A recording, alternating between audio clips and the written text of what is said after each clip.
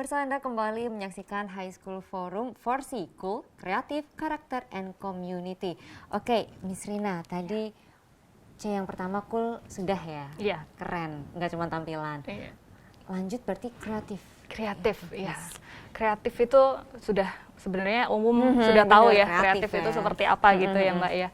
Jadi di SMA Daniel Kreatif Semarang ini, kreatif ini tidak hanya sekedar nama, tetapi memang nama sekolahnya aja memang kreatif gitu loh. Jadi kami para pendidiknya itu memang dituntut, kami pun di dalam pembelajaran kami juga harus menyampaikannya dengan kreativitas begitu. Jadi ada project seperti itu. Jadi pembelajaran kami itu tidak hanya sekedar knowledge saja ya Mbak ya. Karena kan biasanya kan terlalu banyak teori begitu. Betul. Tetapi kalau di DCS ini kami mengimbanginya juga dengan praktik.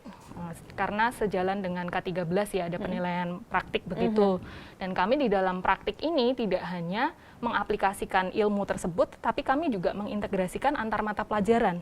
Jadi itu adalah kekreativitasan kami begitu. Jadi misalnya ada project bahasa begitu, bahasa itu kan means of communication ya Mbak ya.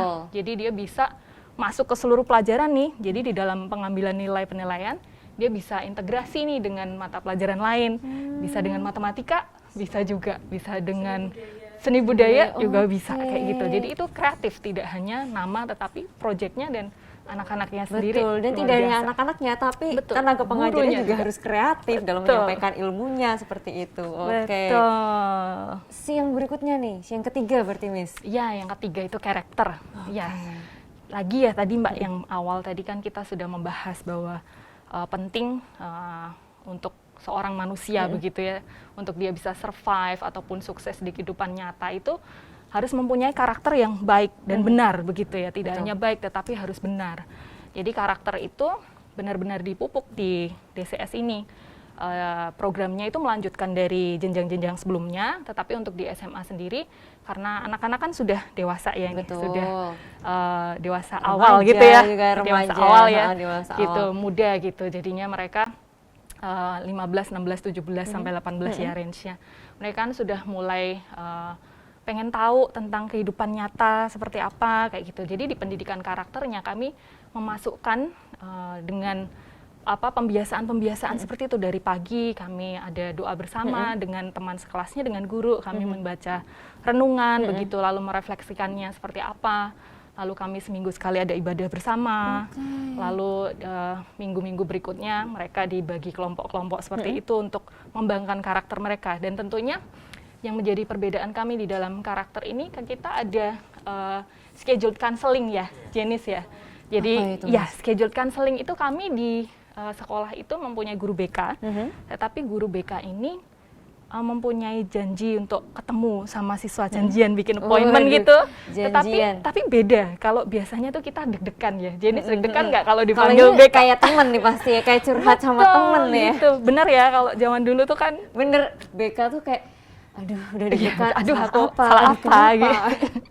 Enggak, kalau di sekolah kami tidak. Jadi malah justru kadang anak itu yang pengen ketemu ya dengan gitu. Iya gitu. Jadi benar-benar kekeluargaan sekali. Betul, ya, nah, di DCS ini. Betul Mbak, itulah yang menyebabkan supaya kita pun akhirnya menanamkan karakter-karakter itu kepada anak-anak itu dengan cara seperti itu, tentunya dengan nilai-nilai yang benar, sehingga nanti lulus dari SMA mereka ditempatkan kuliah dimanapun mereka sudah teguh lah kayak gitu, punya karakter gitu ya. Gitu. Oke, kemudian yang terakhir tadi ada community. Nah, ini maksudnya community. Apa nih Mister ya? Kalau boleh enggak? Boleh ya. Oke. Ya. Ya, community ini memang pada dasarnya adalah kita kalau belajar di kelas itu kan seringnya hanya ketemu teori dan teori dan teori. Apalagi kalau sosial ya, kita kan ada kelas sosial juga peminatan. Jadi kita di IPA atau IPS di jurusan kami peminatan ini, kami ingin menghadirkan langsung bagaimana teori ini bisa diadaptasikan langsung di kehidupan sehari-hari. Nah, makanya kami kami langsung hadir di kehidupan masyarakat, kehidupan di mana kita bisa praktek langsung, misalnya ke BMKG, atau kemarin kita ingin belajar tentang usia sekarang kan banyak yang ingin belajar di bidang saham atau apa, kita belajar ke sana juga. Jadi kami ingin langsung mendatangkan siswa ini belajar untuk langsung di komunitas yang ada. Seperti itu. Oke, ini yang penting nih ya, Miss. Dan banyak sekali teori diterapkan langsung gitu loh. Enggak cuma jadi teori aja. Hafalan doang jadinya nanti. Ini loh Mbak, tadi tentang kewirausahaan. Jadi penting bahwa kewirausahaan itu kan muncul, itu masuk di poin community kami ya. Jadi di bagian community ini muncullah kita memupuk jiwa kewirausahaan mereka. Jadi kalau kewirausahaan mereka itu kan muncul karena ada suatu permasalahan di masyarakat. Jadi mereka, that's why mereka harus terjun ke masyarakat untuk tahu nih ada permasalahan apa di masyarakat. Akhirnya mereka mengembangkan suatu inovasi dan lain-lain seperti itu. Akhirnya mereka bisa punya usaha sendiri. Bahkan ini Jenny sendiri pun ini sudah punya usaha sendiri loh. Aduh, Jenny punya usaha apa Jenny? Saya bantu mama jualan spray gitu, online shop Kak. Oke, jadi ini kayaknya siswa-siswanya memang calon pengusaha gitu ya dilatih, tapi bagus dong nanti kan jadi berwirausaha juga membuka lapangan kerja untuk orang lain juga kan gitu. Kalau tadi udah disebutin banyak nih keunggulan dari SMA DCS, banyak banget malahan ya, banyak banget. Kalau Jenny sendiri, alasan kamu untuk memilih SMA DCS apa sih? Karena saya kan dari kecil udah di lingkungan DCS ya Kak. Oke. Dari pre-playgroup tepatnya. Nah, dan saya juga merasa nyaman sama lingkungannya. Saya punya teman-teman dan juga guru-guru yang suportif dan perhatian sama saya, dan lingkungannya tuh positif banget lah. Itu yang pertama. Dan yang kedua, seperti yang udah Miss Rina bilang tadi, DCS itu nggak cuma fokus sama nilai akademis ya.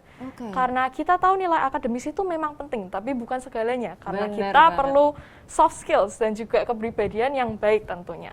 Begitu. Jadi DCS juga fokus dengan perkembangan karakter. Itu alasan saya masuk ke DCS. Bener sih, soft skill tuh penting ya Miss ya. Semua harus dibekali dengan soft skill. Kan kadang sekarang kebanyakan mikirnya dilihat akademisnya aja, padahal soft skill tuh juga gak kalah penting seperti itu. Berarti di DCS dilatih soft skill-nya gitu ya. Betul. Ini lewat apa nih Miss kalau untuk melatih soft skill untuk para siswa-siswi? Ya, kalau soft skill ini kita kan bagaimanapun pembelajaran itu integrasi ya Mbak. Soft skill tetap harus dimasukkan begitu. Tadi dengan guru BK itu kami ada pelajaran life skill. Life skill. Ya, life skill itu di sini lebih awalnya itu mengenal diri sendiri itu tadi. Lalu bagaimana berkomunikasi dengan orang lain itu kan sangat penting ya. Penting banget Wah, sih. itu nanti ke depan akan sangat berpengaruh ya. Gitu. Jadi bagaimana berkomunikasi, bagaimana dia mempresentasikan dirinya itu seperti apa begitu supaya nanti mereka bisa keluar itu tadi sudah bisa survive begitu ya. Maksudnya survive bisa kalau tidak satu kota dengan orang tuanya kan dia sudah bisa dan gitu. berani lah ya. Betul. Apalagi kalau kuliah kan biasanya beda Bisa di luar kota, gitu. bahkan bisa beda negara. Bisa jadi ya. Iya, kayak benar. gitu. Oke. Jadi soft skill-nya masuk di dalam pembelajaran.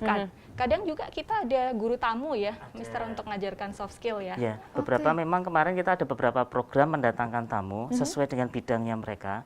Kalau kita ada tema tentang kewirausahaan, jadi kami datangkan beberapa orang yang bekerja di bisnis-bisnis dan itu bisa mempengaruhi siswa atau memberikan pandangan bagaimana selain bekerja itu kita bisa berwirausaha. Oke, contohnya yang pernah diundang siapa nih?